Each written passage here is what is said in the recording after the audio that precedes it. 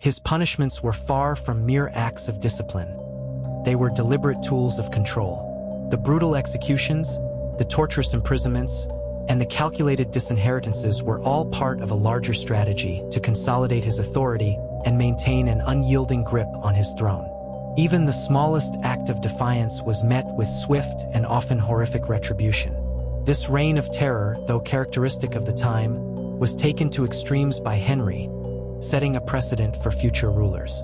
One of the most chilling aspects of Henry VIII's reign was the way he used his power not just to punish individuals, but to manipulate the very fabric of society.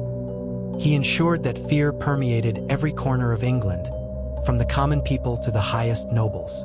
No one was safe from his wrath, and that fear kept many in line. This atmosphere of terror prevented anyone from questioning the king's authority, and it ultimately allowed him to reshape England as he saw fit. But despite all the fear, the executions, and the bloodshed, Henry's reign was not without its consequences. His tyranny left a lasting mark on his kingdom.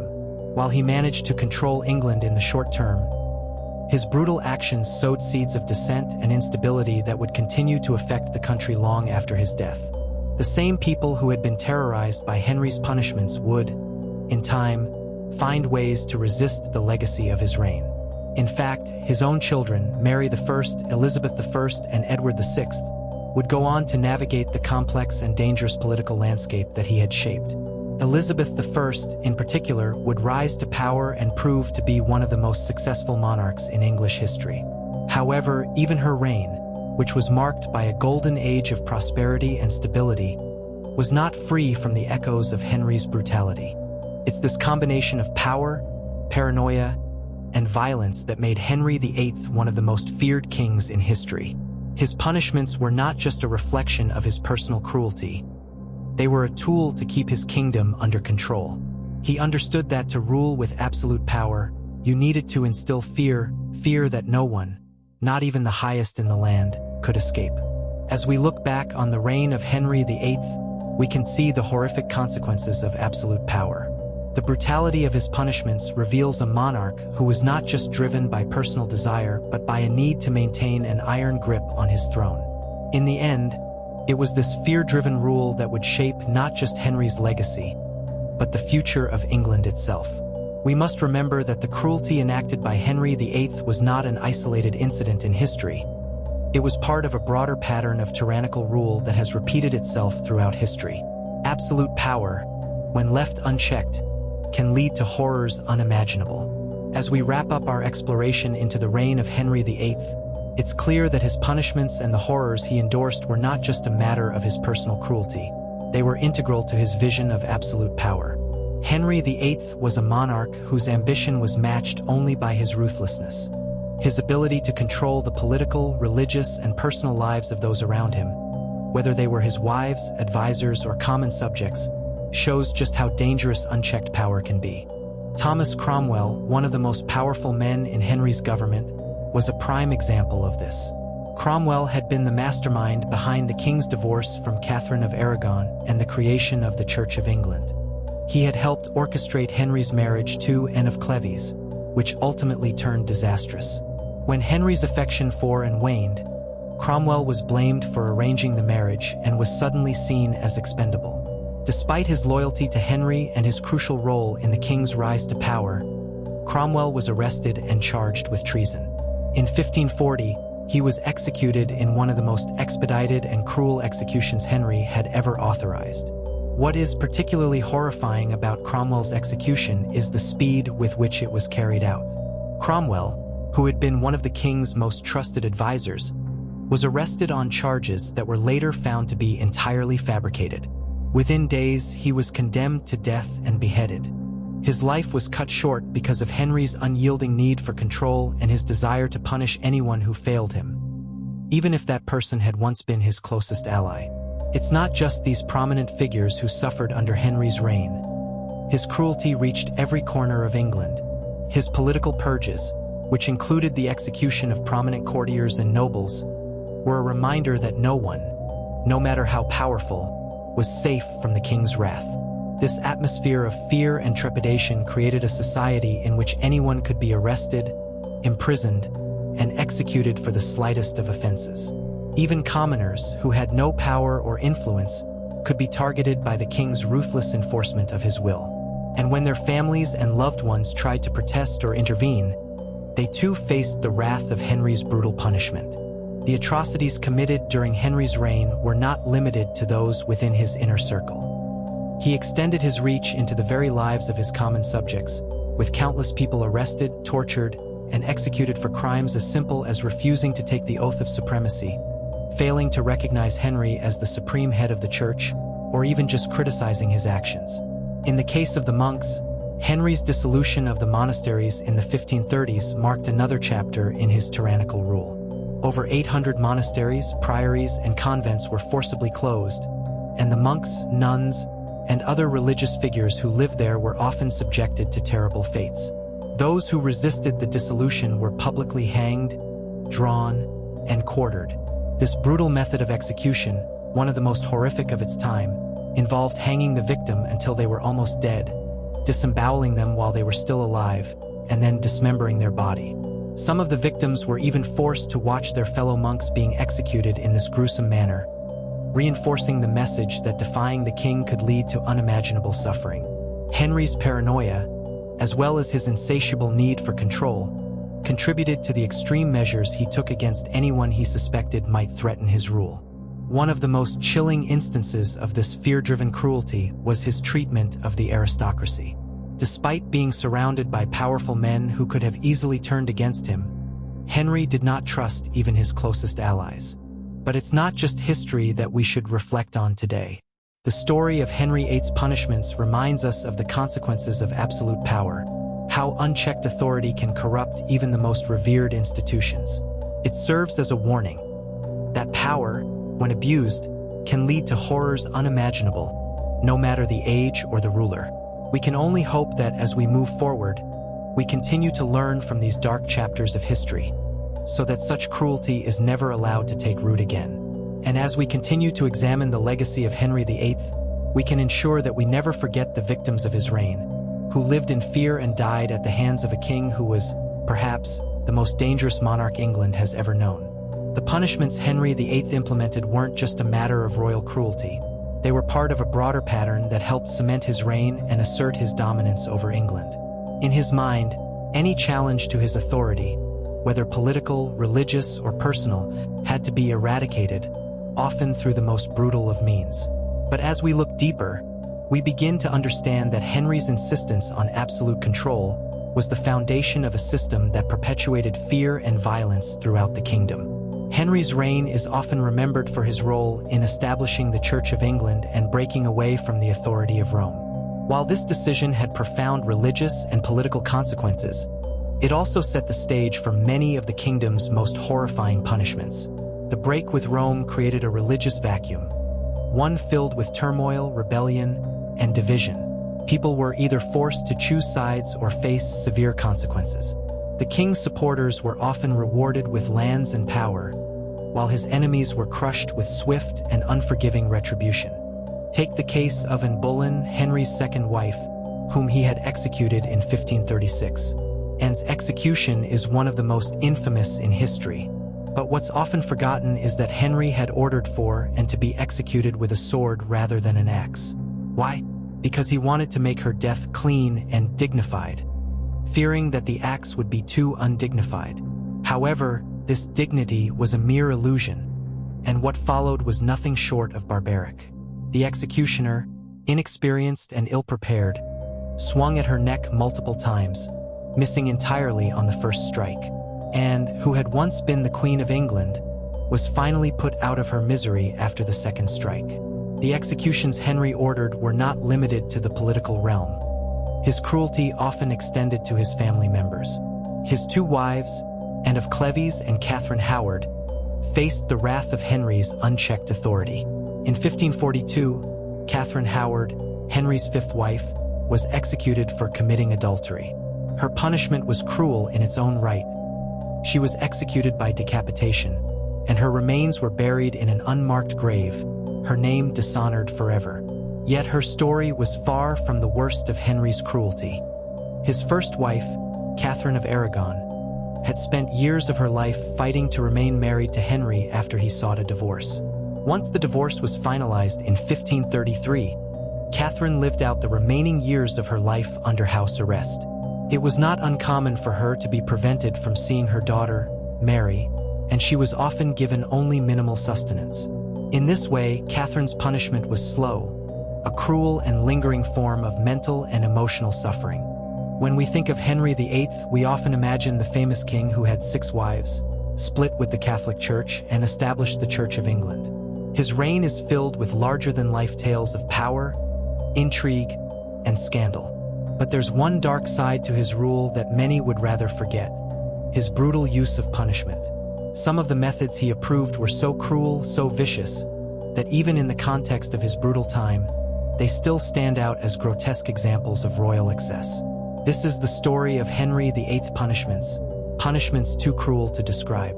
But describe them we must, because in the end, understanding these dark chapters of history helps us understand the tyrant who ruled England with such absolute power.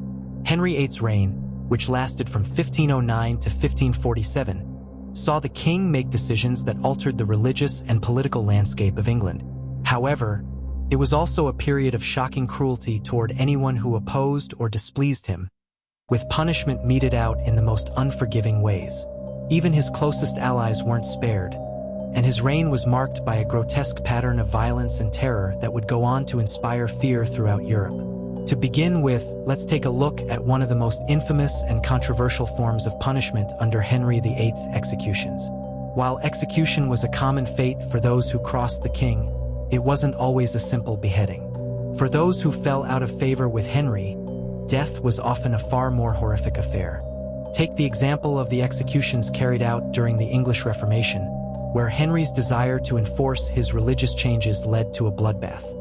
His break from the Catholic Church had triggered fierce resistance, particularly among those loyal to the Pope. Henry responded by executing hundreds of men and women who were deemed traitors, heretics, or enemies of the new Protestant faith.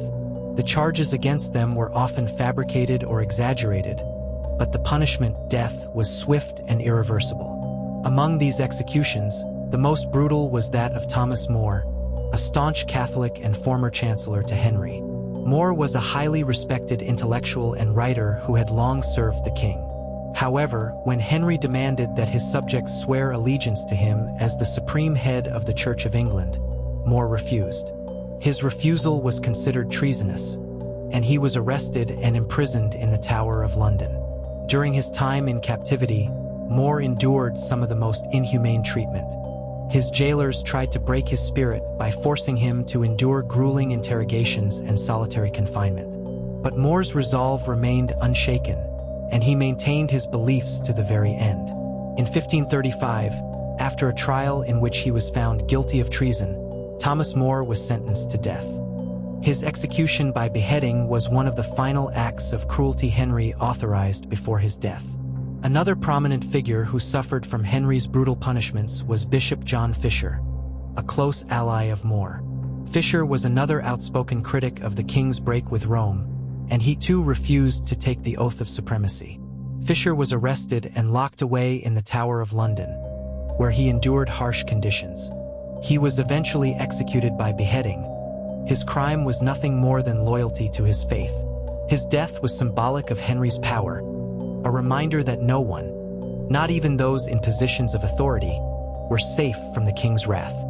And as if these punishments weren't enough, Henry's paranoia led him to endorse the violent execution of those whom he felt were too dangerous to live.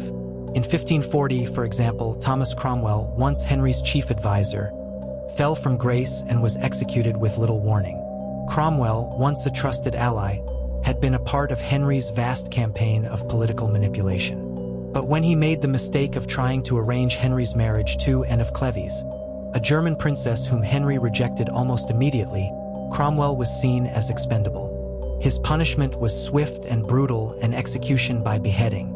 This was Henry VIII's world, a world where punishment was not just about justice, but about control, fear, and the exercise of unchecked power. And as cruel as these punishments were, they did more than just solidify Henry's power. They also set a precedent for the brutal tactics employed by his successors, including his children.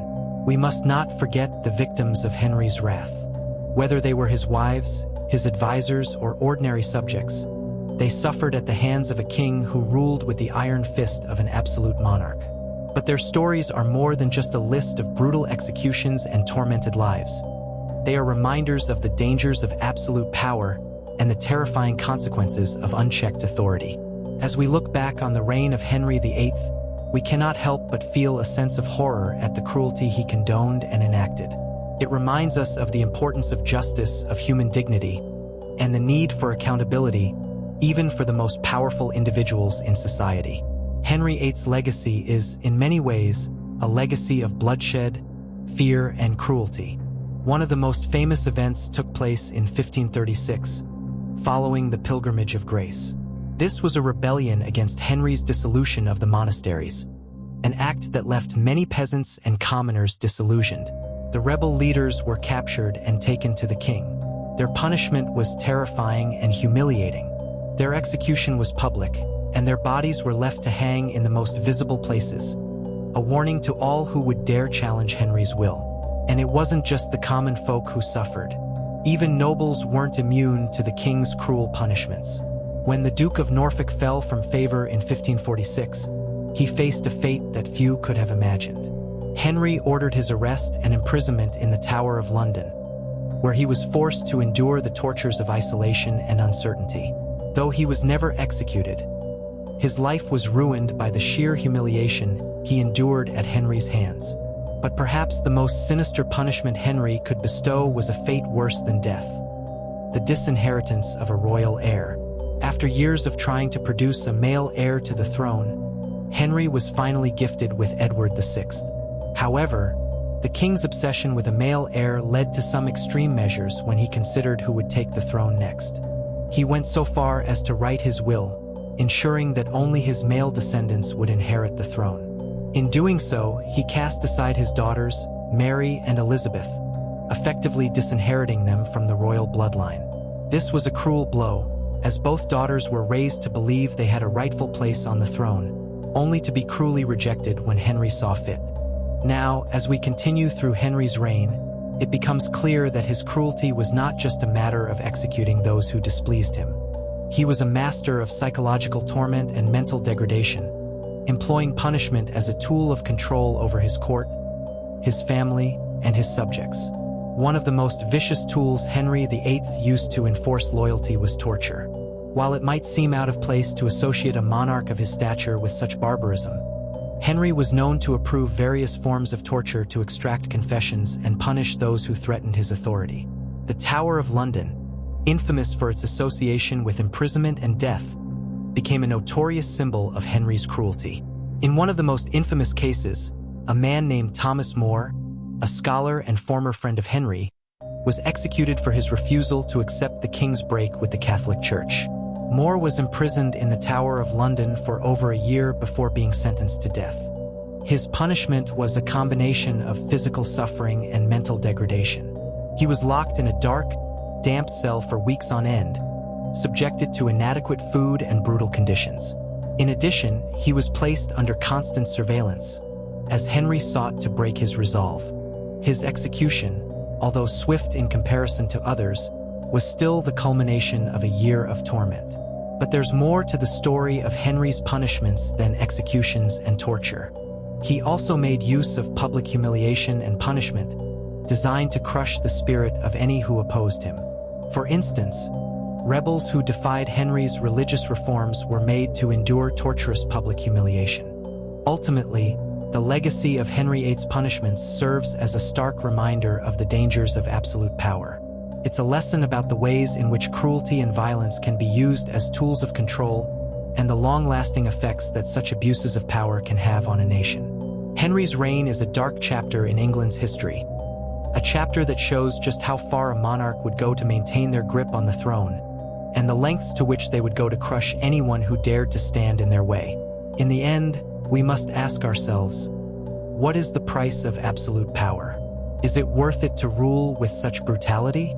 And, perhaps most importantly, can history teach us anything about how we should use power in our own time? Henry VIII's story is one of caution, It is a reminder that while power may seem all-encompassing, it is also incredibly fragile, and those who wield it with cruelty often sow the seeds of their own downfall. Thank you for watching and taking this deep dive into one of the darkest periods of English history. If you found this video informative and thought-provoking, please be sure to like, comment, and subscribe for more videos about the history that shaped the world we live in. Your thoughts and feedback mean a lot to us, so don't hesitate to share your perspective on Henry VIII's reign and its enduring impact. Let's continue the conversation in the comments below. What do you think of Henry VIII's methods of punishment? How do you believe his legacy shaped future monarchs and leaders? We'd love to hear your thoughts.